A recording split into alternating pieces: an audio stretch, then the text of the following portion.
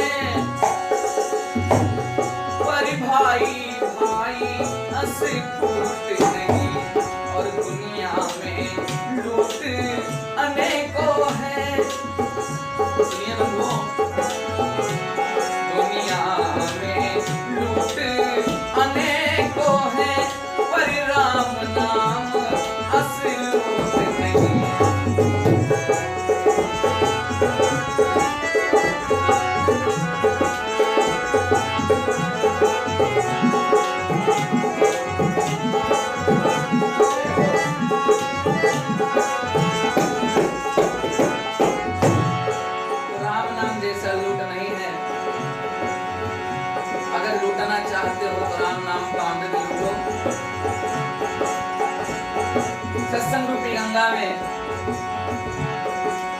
प्रवाह बह रहा है, स्नान करना है तो स्नान कर लें। बड़ा ही दिव्य कथा आती है सबरी मैया की। सबरी मैया भगवान पर कितना दृढ़ विश्वास है इनका।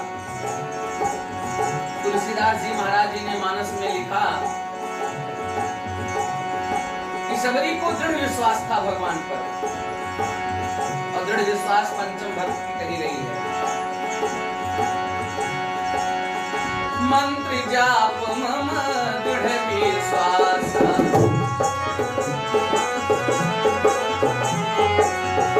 मंत्र जाप मम दृढ़ विश्वास, पंचम भजन सो वेद प्रकाश।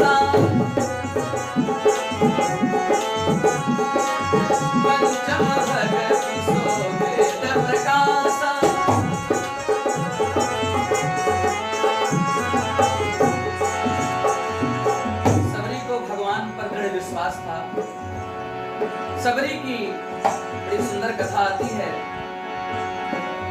सबरी को देखो आप, बचपन में गुरु मतंग ने उन्हें बताया था कि तुझे राम मिलेंगे, और ये नहीं बता पाए कि कब मिलेंगे। वो प्रतीक्षा करती है भगवान की, और बचपन से लेकर जवानी तक, जवानी से लेकर बुढ़ापा तक बाल सफेद हो गए, हाथों में लाठी आ गई, बूढ़ी हो गई, कमर झुक गई, लेकिन भगवान पर विश्वास दृढ़ बना रहा कि प्रभु अवश्य आएंगे। यह है भाव भक्त का। मैं आपको बताऊं कि सबरी का पूर्व जन्म क्या है, सबरी पूर्व जन्म में क्या थी, और किस प्रभाव से उसे आज ये हिलनी के रूप में आना पड़ा। बड़ी सुंदर कथा आती है। प्रयागराज में मेला लगा हुआ था। वहां पर एक राजा अपनी पट्टमहिषी के साथ, रानी के साथ उपस्थित हुआ। वो सबरी पूर्व जन्म में एक राजा की प्रिय भार्या थी। सत्संग में मन लगता था। राजघराने से आई हुई थी, बैठी हुई है, उसी में आनंद से संतों का दर्शन कर रही थी। तब तक देखा कि कुछ संत मनीषी स्नान करने के लिए गंगा घाट पर निकले। तो सबरी जो राजरानी थी वो भी कह रही कि स्वामी जी हम भी स्नान करने जाएंगे, हम भी संतों का दर्शन करेंगे, भजन करेंगे। राजा ने मना कर दिया। राजा ने कहा धर्म मर्यादा है, ये राज मर्यादा है, तू नहीं जा सकती, जो कि तू राजरानी है। सबरी को बड़ा कष्ट हुआ। भगवान से जो वंचित कर दे, भगवान की पूजा से जो वंचित रखे, भगवान की सेवा से वंचित रखे, वो शरीर किस काम की। सबरी को बड़ा कष्ट हुआ और रात्रि के समय सबरी ने गृह को त्याग दिया। वहां से पहुंची प्रयागराज जल में, खड़ी हो गई। अब प्रभु से कहती है प्रभु अपराध तो जानती हूँ कि जो अपना आत्महत्या करता है उससे बढ़कर भी अपराध नहीं होता है, लेकिन क्या करूं स्वामी, क्या करूं प्रभु। जब आप की भक्ति में यह शरीर काम ना आवे तो शरीर को रखना नहीं चाहिए। ये राज मर्यादा, ये राजरानी मेरी इस पूजा में बाधा बन रही है, इसलिए हमें शरीर को छोड़ देना है। और सबरी रोने लगी। उसी प्रयागराज जल में खड़ी होकर के अपना प्राणांत कर दिया। और मरते समय सबरी ने प्रभु से ही प्रार्थना किया कि हे प्रभु, मुझे अगले जन्म में चाहे नीच से नीच जाति में जन्म दे देना, दासी पुत्री बना देना, लेकिन मुझे राजरानी मत बनाना, मुझे राजरानी मत बनाना। कहकर सबरी रोने लगी। और उसके बाद प्रयागराज जल में ही खड़ी होकर के अपना प्राणांत कर दिया। सबरी इसी कारण शास्त्र कहता है कि अंत में जो हमारी आपकी मति होती है वही गति होती है। सबरी ने कहा कि मुझे चाहे नीच नीच जाति में जन्म दे देना, लेकिन मुझे राजरानी मत बनाना। तो उसी कारण वो भिलने के जाकर के घर में हुई। सबरी का कोई नाम नहीं है, सबर जात में पैदा हुई इसलिए इसका नाम सबरी है, और भील जात में पैदा हुई इसलिए कुछ उनको भीलनी भी कहते हैं। धन्य है ऐसी भक्ति। भक्तिमती माता सबरी के नाम से भगवान का नाम है।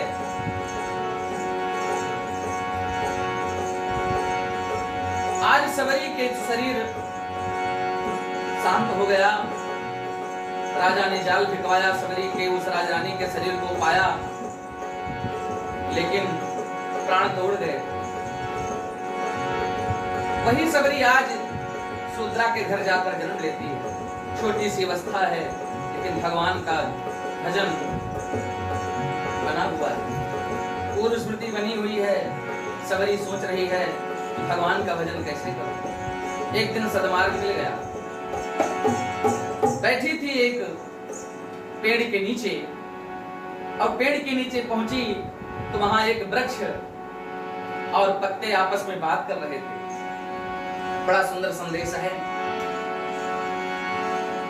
उस पत्ते ने वृक्ष से पूछा, पत्ता बोला वृक्ष से, सुनहु वृक्ष वनराज। उस पत्ते ने वृक्षराज से पूछा कि हे वृक्षराज, पत्ता बोला वृक्ष से, सुनहु वृक्ष वनराज, और अब की बिछुड़े कब मिले,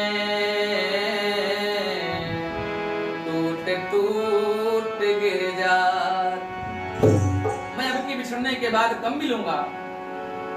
तो उस तरुवर ने बड़ा सुंदर जवाब दिया। वृक्ष ने कहा कि तरुवर बोला पात से, सुनहु पात मम बात, यह घर की एक रीति है, एक आवत एक जात। कहने का भाव यह है कि जो भी आया है उसको जाना पड़ेगा। रहना नहीं देश वीराना है, ये देश अपना नहीं है, आए हो ही जाना है। सबरी के मन में ये बात लग गई, ये है घर की एक रीति है, एक आवत एक जात। सबरी के मन में वो बड़ा सुंदर भक्ति का उदय हुआ और सबरी ने कहा कि मोह माया सब व्यर्थ है, फिर भगवान का भजन ही सर्वोपरि है। भगवान का भजन करती, कभी मिल जाता तो भगवान की सेवा करती, कभी अकेले में बैठकर भगवान से कुछ बातें करती थी। सबरी की माँ बहुत परेशान हुई। सबरी का दृश्य देख करके कहती है कि जब बिटिया बड़ी हो गई है, विवाह योग्य हो गई है, ससुराल में जाएगी, अगर ऐसी ही संतों का दर्शन भजन की इच्छा जगेगी तो परिवार कैसे चला पाएगी, चिंता करती हैं। और अपने स्वामी जी से कहती हैं कि हे स्वामी जी, मेरी बिटिया के लिए कोई सुंदर श्रेष्ठ वर खोजो। और श्रेष्ठ वर खोजने के लिए राजा सबर निकलते हैं। आज एक सुंदर श्रेष्ठ वर को खोज करके ले आए और विवाह का समय सुनिश्चित कर दिया। सुबह सुबह की बेला थी, सबरी की मां सबरी की मांग संवार रही थी। सबरी ने कहा, छोड़ो छोड़ो मैया, मैं मांग ना काढ़ाऊंगी। मैया, मेरी मांग क्यों काढ़ रही हो, क्या बात है? आज जैसे इतना कहा तो सबरी ने पूछा, मैया क्या बात है? तो सबरी की मां ने कहा कि बेटी, तेरा ब्याह है, कल तेरा ब्याह होगा। सबरी ने कहा, मेरा ब्याह? बोले हाँ। किससे होगा? बोले एक सुंदर श्रेष्ठ वर है, उसी के साथ तुम्हारा विवाह होगा। सबरी सोचती है कि मेरा विवाह होगा, ऐसो वर को क्या बरूं,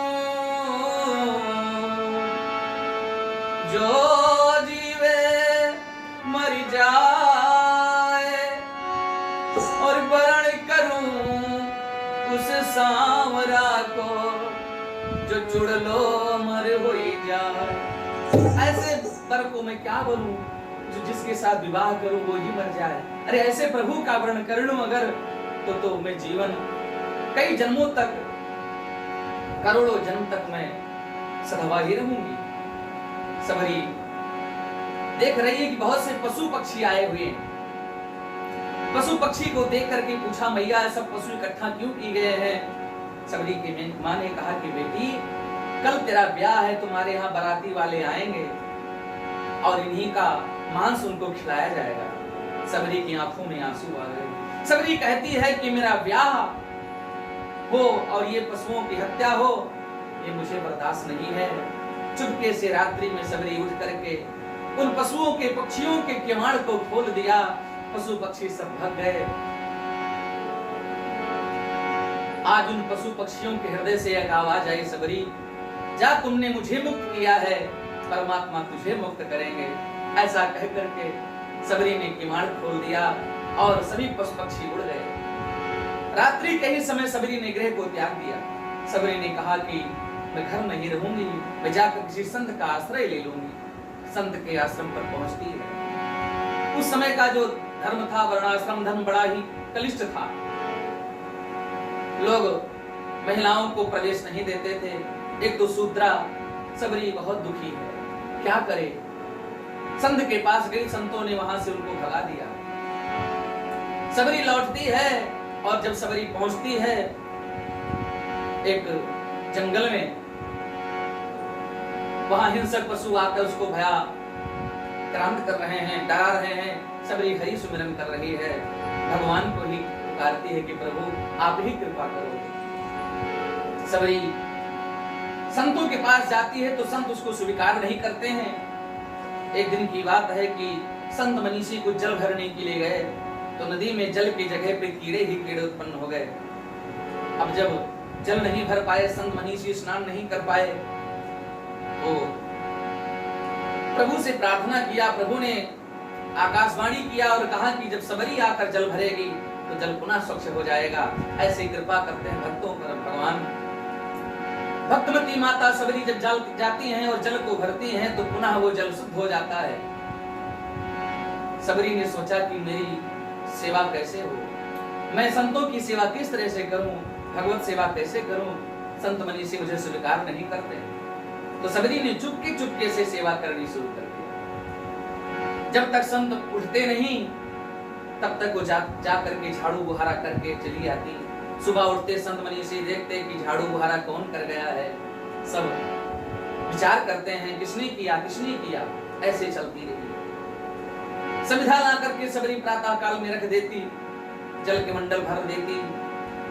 एक दिन मतंग ऋषि ने अपने ब्रह्मचारियों से कहा कि आज रखवाली करना, देख कौन ऐसा भक्त है जो सेवा करता लेकिन दिखता नहीं है। वो समय धन्य था, सेवा तो दिखती थी लेकिन सेवक नहीं दिखता था। लेकिन आज सेवक दिख रहे हैं लेकिन सेवा नहीं दिख रही। संत ने कहा कि पता लगाओ कि कौन है वो भक्त जो इतनी सेवा कर रहा है। सबरी लकड़ी का गट्ठर लिए हुए पहुंची, जल के मंडल भरा। तुरंत एक ब्रह्मचारी ने सबरी के हाथ को पकड़ लिया और कहा तू चुपके से क्यों सेवा करती है। सर को झुकाए हुए अपराधी की तरह वो सबरी पतंग ऋषि के सामने जा करके रोने लगी और कहती है महाराज मुझसे अपराध हुआ है। मैंने सोचा कि ये शरीर मुझे मिला है, परमात्मा ने मुझे शरीर दिया है, तो इस शरीर को मैं भगवान के चरणों में लगा दूं, संतों की सेवा में लगा दूं। लेकिन महाराज मैं क्या करूं, घर जाना नहीं चाहती हूँ, परिवार वाले मेरा ब्याह करना चाहते हैं और आप मुझे स्वीकार नहीं करते। सबरी की ऐसी बात सुन करके, ऐसी सेवा देख करके मतंग ऋषि के आंसू बिंदु छलक आए और उसी समय सबरी से कहा कि बेटी तू मेरी बेटी है, आज से तू मेरी कुटिया पर रहेगी। सबरी ने कहा नहीं पिताजी आप मुझे अपनी कुटिया पे मत रखिए, क्योंकि अनेक प्रकार के लोग वार्ता करेंगे आपके बारे में, मैं तो शूद्रा हूं। मतंग ऋषि ने कहा मतंग नाम हाथी का होता है, हाथी अपनी चाल में चलता है, जिसको जो कहना है वो कहे, आज से तू बिटिया बन करके रहेगी। ऐसा कहकर सबरी को रख लिया। कुछ कालांतर में सबरी का समय जब कुछ बीता तो मतंग ऋषि महाराज उस समय परम धाम को जाने के लिए तैयार हुए। तो सबरी को आखिरी बेला में बुलाई, बेटी सबरी यहाँ आ जाए। बेटी सबरी जब आई तो सबरी को देख करके आज मतंग ऋषि ने कहा बेटी मुझे अब समय हो गया, मुझे अब परम धाम जाना है। तो सबरी रोने लगी कि पिताजी मुझे छोड़कर मत जाओ, मैं किसके सहारे जीऊंगी। मतंग ऋषि ने कहा तब कि बेटी एक दिन तुझे प्रभु राम मिलने आएंगे। उसके बाद मतंग ऋषि परम धाम चले गए।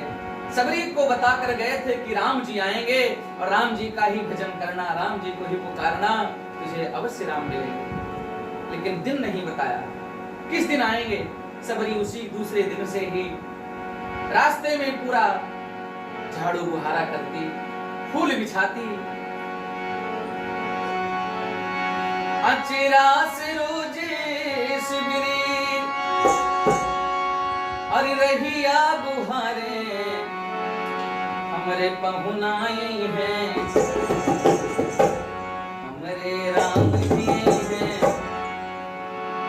कटवा न लग जाए यही ठाम हमरे राम जी हैं, कटवा न लग जाए यही ठाम हमरे राम जी हैं। अचिरा से रोजे शिबिरी, आंचल से बुहा रही है रात को, कांटों को फेंकती है, फूल बिछाती है। अचिरा से रोजे शिबिरी रहिया बुहारे हमरे रघुबरी हैं, हमरे राम जी हैं। बतवा न लग जाए ही काम हमरे राम जी हैं।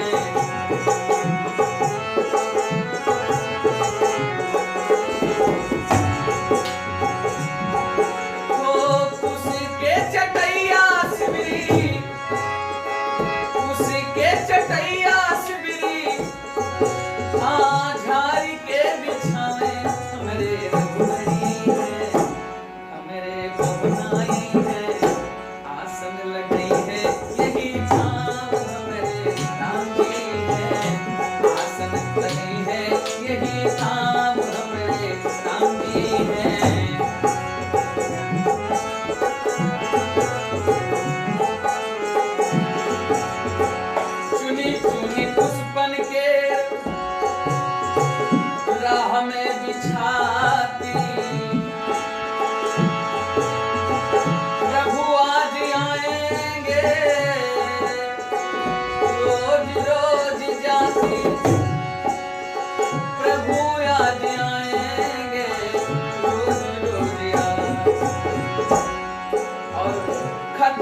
मीठे बेर सबरी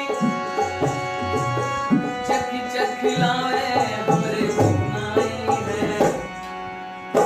जाती है कंदमूल फल को चखने के लिए, तोड़ने के लिए प्रभु हमारे प्रसाद को पावेंगे तो सोचती है कहीं खट्टा तो नहीं है, कहीं कड़वा तो नहीं है।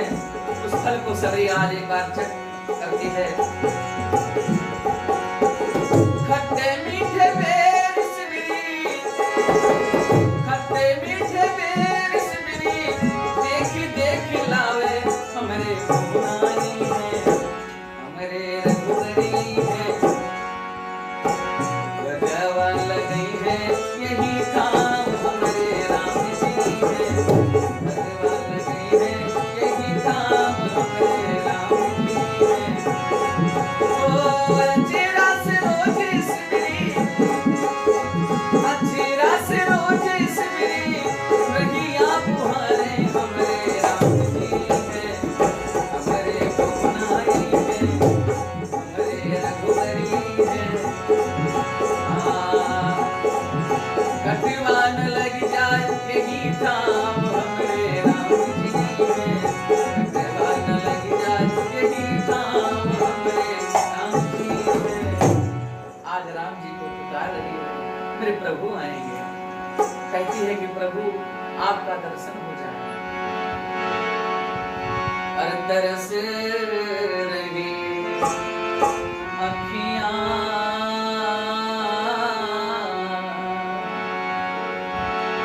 तरस रही अखियां मिली जाओ राम, तरस रही अखियां मिली जाओ राम, तरस रही अखियां, तरस रही अखियां मिल जाओ राम, तरस रही अखियां मिल जाओ राम, तरस रही अखियां मिल जाओ राम। सबरी से कोई कहता कि तुझे राम मिलेंगे, उसको देख करके सबरी बहुत प्रसन्न हो जाती है। जो कोई कहे राम तो है मिली है, जो कोई कहे, जो कोई कहे राम तो है मिली है, वाको देख, वाको देख हरस रही अखियां मिल जाओ राम।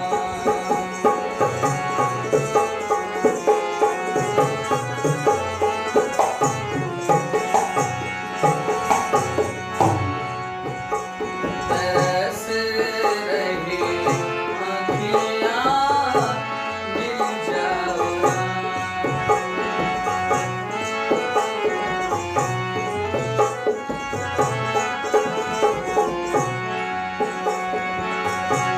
पावन है तू पतित पावन को, पावन है तू पतित पावन को, वो सावन की जैसी दसों की चाह आपकी आंखें तरस रही हैं। ओ सावन की जैसी बरस रही अखियां मिल जाओ राम, तरस रही अखियां मिल जाओ राम, तरस रही अखियां मिल जाओ राम, तरस रही अखियां मिल जाओ राम। सबरी पुकार रही है, तब तक देखा एक कौवा बोल रहा था, कौवे को देख करके कहती है कि मेरे प्रभु कब आएंगे, राम कब आएंगे, प्रभु राम कब आएंगे। बोल बोल कागा मेरे राम कब आएंगे, बोल बोल कागा मेरे राम कब आएंगे, राम कब आएंगे, श्री राम कब आएंगे। बोले बोले कागा मेरे राम कब आएंगे।